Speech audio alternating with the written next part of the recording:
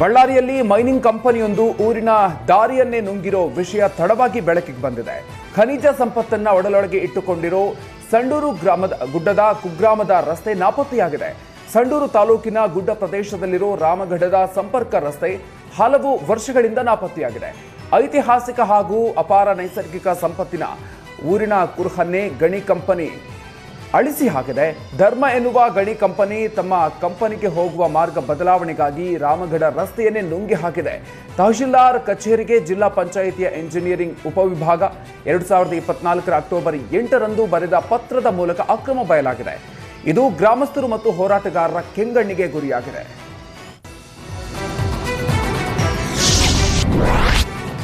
ಬೆಂಗಳೂರಿನ Gandhi ಬಜಾರ್ನ bugle rock ಪಾರ್ಕ್ನಲ್ಲಿ pipe line leak ಆಗಿ ರಸ್ತೆ ತುಂಬೆಲ್ಲ ನದಿಯಂತೆ ನೀರು ಹರಿದಿದೆ. ಪೈಪ್ ಲೀಕ್ ಆಗಿ ಸಾವಿರಾರು ಲೀಟರ್ ನೀರು ಪೋಲಾಗಿದೆ.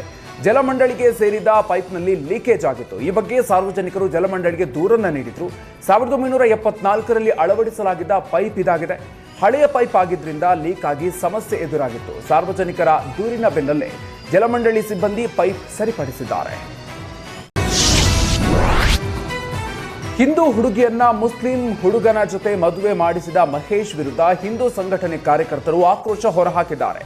ಇದೆಲ್ಲ ಸಾಮಾಜಿಕ ಜಾಲತಾಣದಲ್ಲಿ ಅಪಪ್ರಚಾರ ಅಂತ ಗೋಬಿ ಮಹೇಶ್ ದೂರು ನೀಡಿದ್ದಾರೆ. ಬಜರಂಗ ದಳದ ಜಿಲ್ಲಾ ಸಂಚಾಲಕ ಶ್ಯಾಮ್ ವಿ ಗೌಡ ಸಾಗರ್ ಅನ್ನೋರ ವಿರುದ್ಧ ಮಹೇಶ್ ದೂರು ನೀಡಿದ್ದಾನೆ. ಇನ್ನು ಬಜರಂಗ ದಳ ಫೇಸ್ಬುಕ್ ಪೇಜ್ ವಿರುದ್ಧವೂ ಕ್ರಮ ಕೈಗೊಳ್ಳುವಂತೆ ಚಿಕ್ಕಮಗಳೂರು ಸಿಂಗ್ ಠಾಣೆಗೆ ದೂರು ನೀಡಿದ್ದಾನೆ.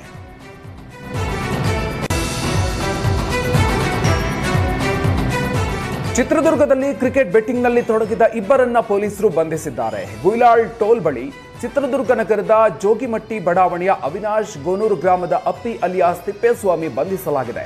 ಬಂಧಿತರಿಂದ 2 ಮೊಬೈಲ್, 3,000 ರೂಪಾಯಿ ನಗದನ್ನು ವಶಕ್ಕೆ ಪಡೆಯಲಾಗಿದೆ.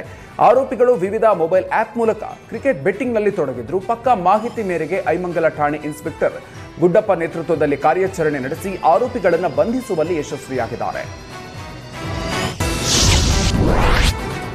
ಔರಂಗಜೇಬ್ ಟಿಪ್ಪು ಫೋಟೋ ಹಾಕಿ ಪ್ರಚೋದನಕಾರಿ ಪೋಸ್ಟ್ ಹಾಕಿದ್ದಕ್ಕೆ ಬೆಳಗಾವಿ ಕಾಂಗ್ರೆಸ್ ಮುಖಂಡನ ವಿರುದ್ಧ ಕೇಸ್ ದಾಖಲಾಗಿದೆ.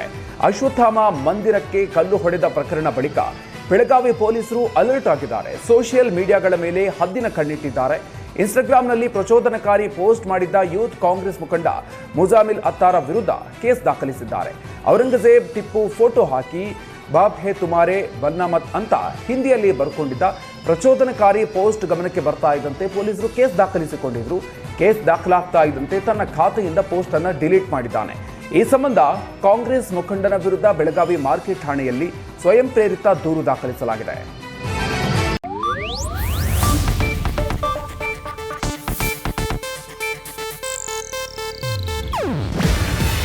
ಇದು ಏಷ್ಯಾನೆಟ್ ನ್ಯೂಸ್ ನೆಟ್ವರ್ಕ್ ಪ್ರಸ್ತುತಿ. ನೀವು ನೋಡ್ತಿದ್ದೀರಾ ಏಷ್ಯಾನೆಟ್ ಸುವರ್ಣ ನ್ಯೂಸ್.